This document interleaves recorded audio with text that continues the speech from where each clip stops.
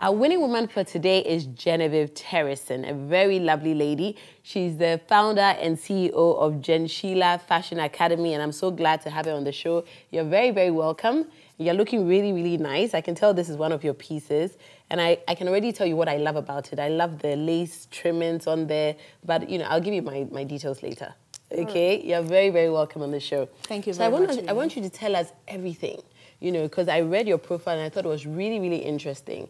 Because you started in health and now you're in fashion. So we're just wondering, what led you there and all that. So today, the ladies watching are going to be so inspired to follow their passion and to just believe that they can do it all. So again, you're very, very welcome. So tell us a bit about how you started. And did you think that you'd end up an entrepreneur as you are now? Actually, no. Doing other things, as you said, I was also sewing and selling for people. I wasn't sewing it myself. Other people sew for me and I sell. Okay. Yeah. But doing it myself came about when I have problem or challenges with fixing garments that I sold to people.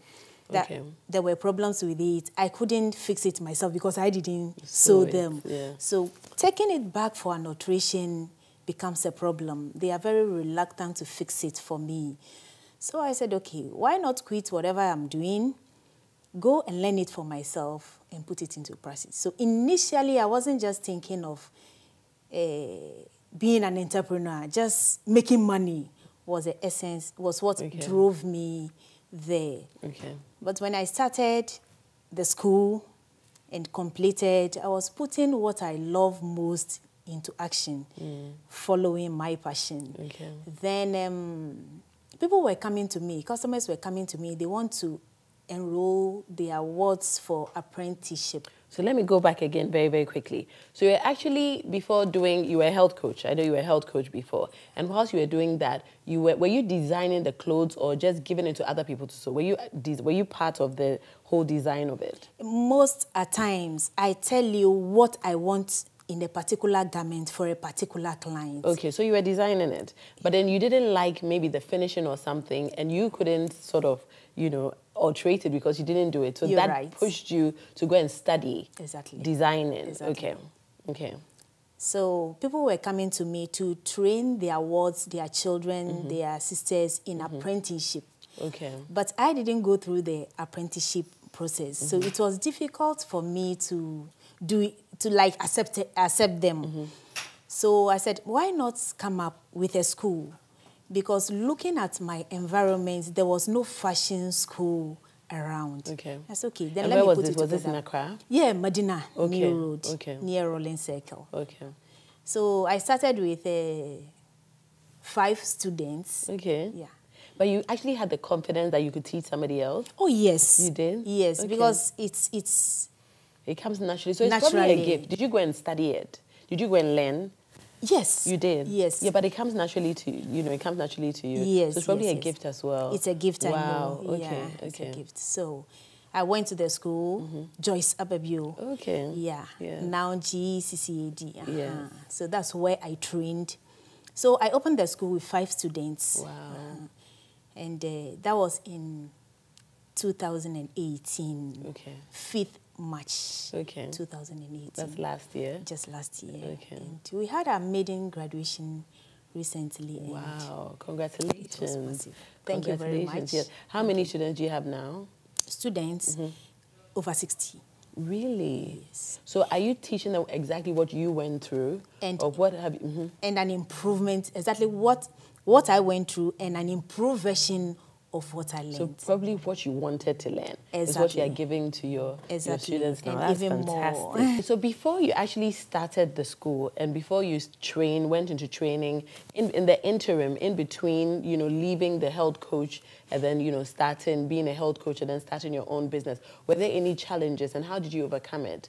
I'm asking this because there are so many ladies out there. I know men watch as well, but when we say ladies, the Today's Woman show, but there's so many ladies out there who are almost afraid to jump into what they want to do because of that, that interim moment there. So did you have a period like that, and what did you do? How were you able to overcome it until you started?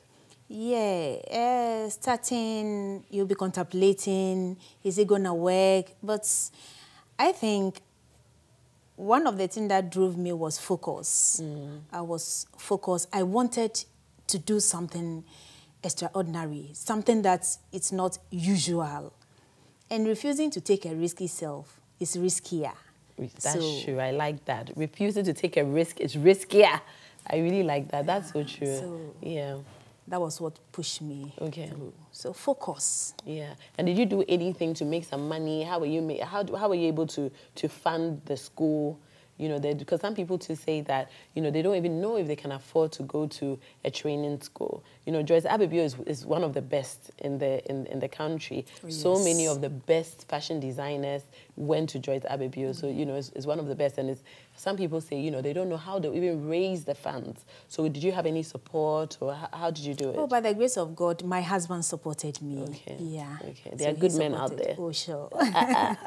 He supported me to go to the school, through school, and whatever I'm doing now, he's the backbone of it. Oh, that's nice. He doesn't like showing. Oh, that's fantastic. There are some good men out there. Good men, good men.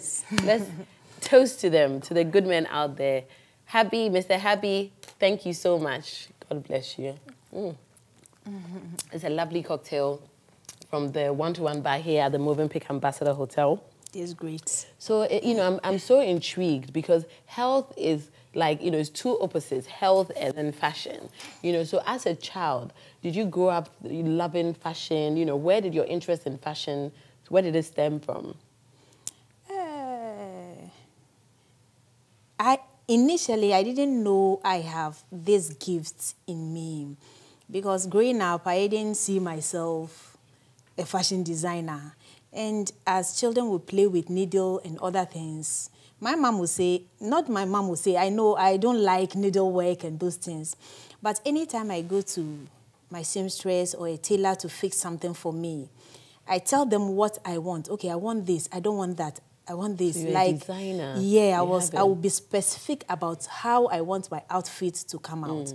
So anytime I wear my clothes, people ask, who designed it for you? Or who is your seamstress? I say, oh, I can't take you there, but she can make the same thing for you. Right. Then I will quickly take a tape measure, take your measurements. I learned how to do it. So I asked them. Then they showed me how to do it. I said, okay, instead of taking you there to go and give somebody money, let me do it. Put something small on it. And so make some cuts there. So you're a businesswoman, basically. Exactly. That's just being a businesswoman. That's fantastic. So the start of Gensheila Academy, I mean, people were asking you to train their wards and all of that. In the beginning, did you have any fears or any challenges when you started training? Yes. And what were they? How did you overcome them? Initially, those who actually show interest in bringing their awards, when I set up, they were not ready to bring their awards again. Why? Because they don't see why people learn it for 3 years and they don't really make most out of it sometimes. They don't see how somebody can learn it 1 year and come out successfully. Right.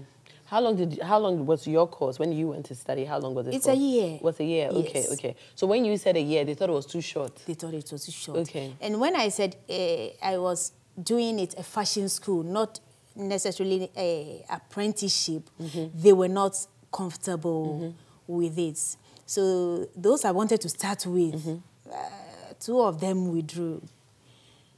Then again, my husband set in and sponsored some people who were interested but couldn't pay for it. That's fantastic. Yeah. So I started with them. Wow, that's fantastic. So how did you feel when you opened? And because I read here on your profile that you actually have branches, not even just one. Oh, actually, it's just a branch we are opening in Keta for now. Okay, so you're opening an extra branch? Yeah, an extra branch. Okay.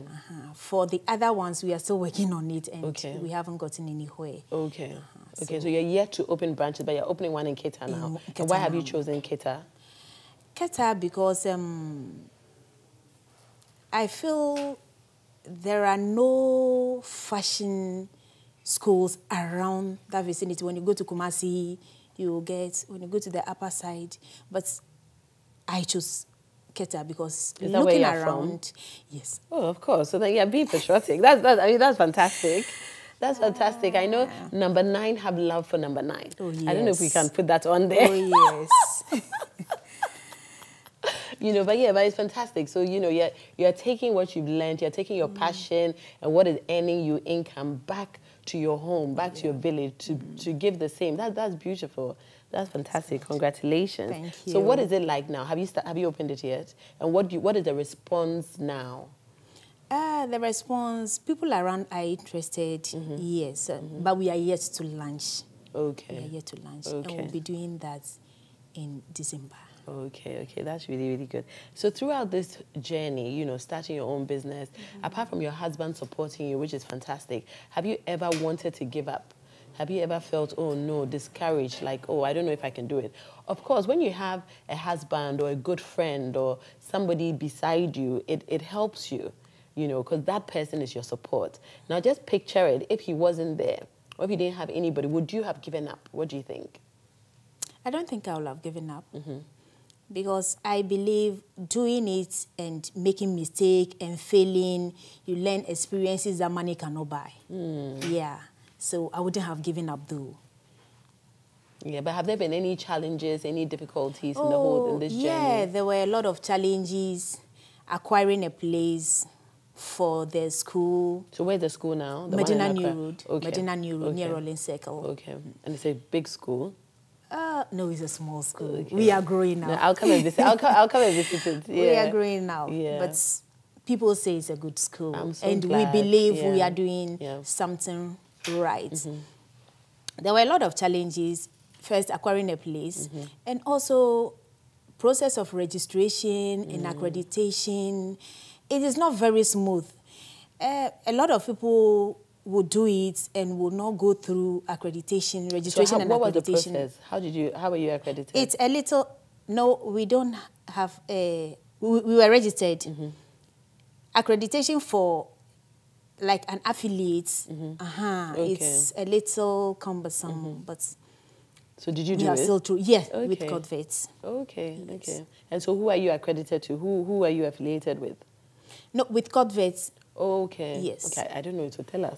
Oh, CODVET is a body that certify or give accreditation to technical and vocational institutes. Okay, okay. So they had to come in and do it. And it's Yes. good that you did it the right way. Yes. You didn't just start, you did everything the right way. That's fantastic. So how are you able to combine your business with family as well? I mean, you're a wife, so you have, you know, I don't know if you have children, but, you know, you are a wife, you have a home to take care of and all that. And then you have your business as well. You have children there as well that you are training, you know. So how are you able to combine the two of it?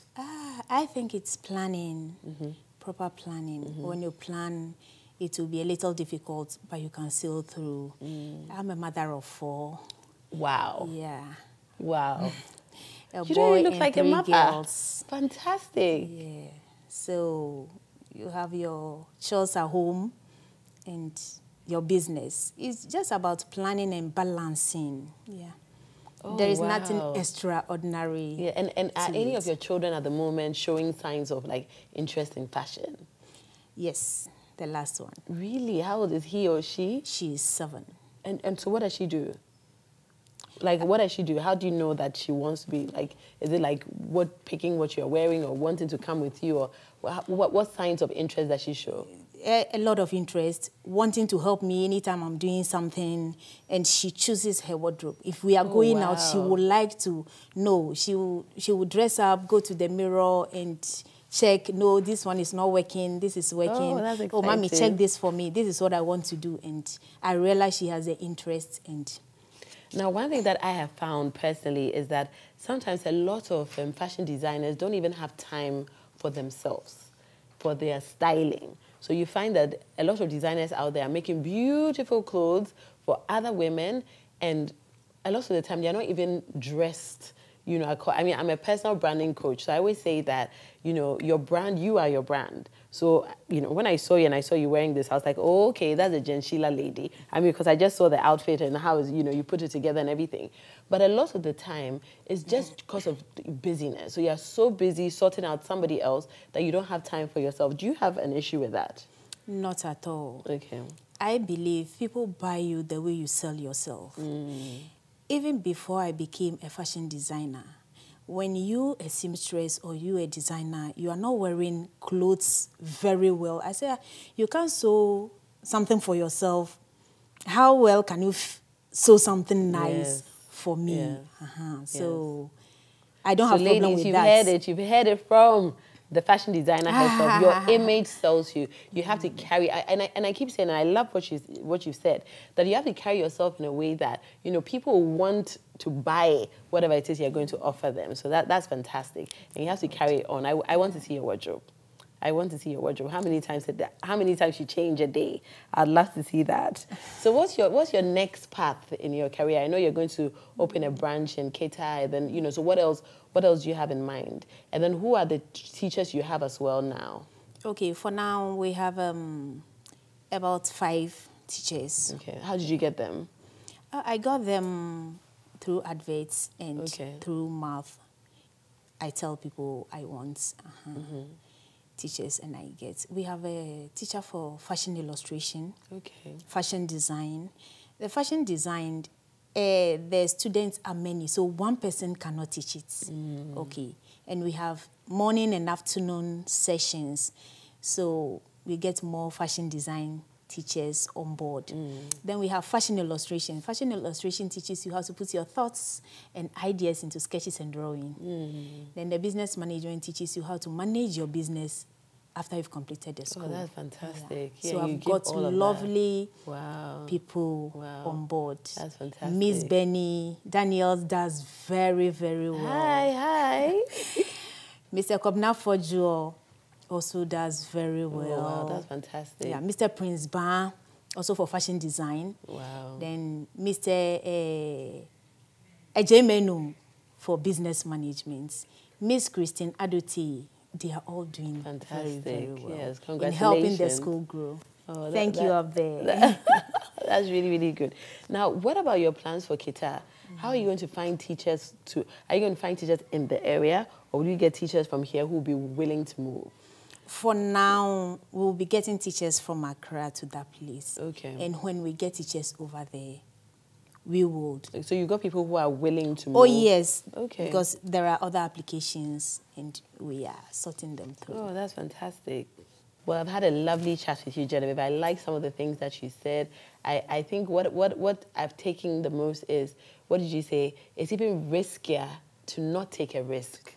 That is deep. I'd like you to talk to the ladies out there. There are so many ladies who have so much within them. They have the capabilities, they have gifts, they have passion. They can do it, but they're not doing it now because of fear. I want you to encourage a lady out there, somebody watching right now. I'm sure it's like, oh, I wish I was in her shoes. I wish I could be her. You know, so they can't be you, but they can be the best of who they are. So speak to somebody out there and then just give them a word of encouragement. Okay, my word of encouragement today for the youth out there, follow your passion. Be focused on whatever you do.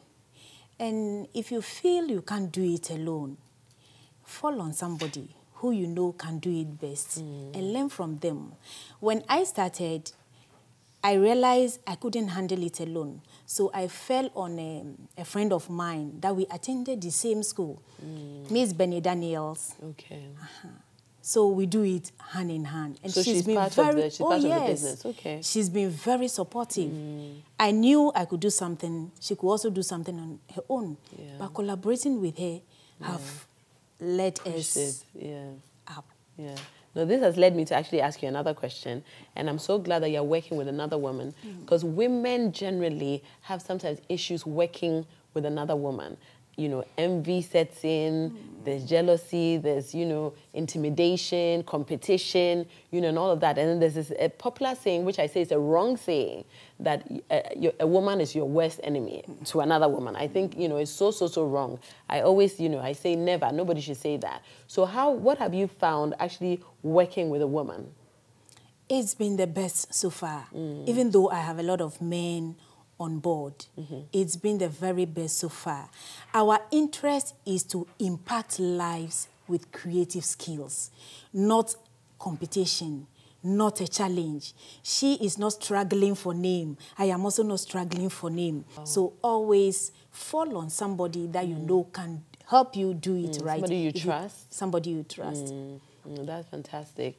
Ladies, it's been awesome today. I really like, she's spoken lots of words of wisdom. Very, you know, little but very deep. So I hope you maybe go back. It will be repeated on Friday. Watch it again and write notes. This has been very, very, very deep. Very true words of wisdom that I really like. Women, if you can't do it on your own, find somebody that you can trust. Fall on them. They will push you back up and you can work together. You are today's woman and you can do it as well. We'll be right back.